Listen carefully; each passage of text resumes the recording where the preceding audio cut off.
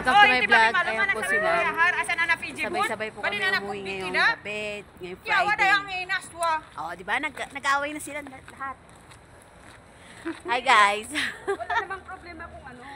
Ayan po, yung dalawa. Pauwi na kami guys.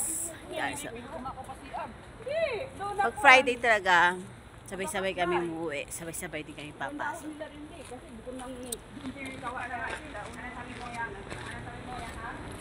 Unahan ko sila guys.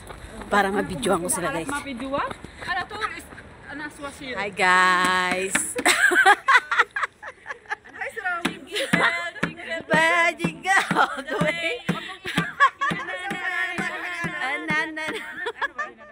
Hi guys. Sana naman.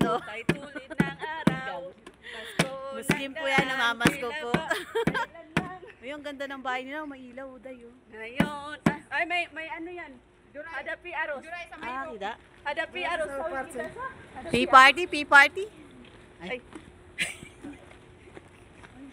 Hi guys, ayan. Nakatingin. Hi guys, ayan. Aray ko po. Namamay. Paano magpupan? Nakakaday. Aray ko.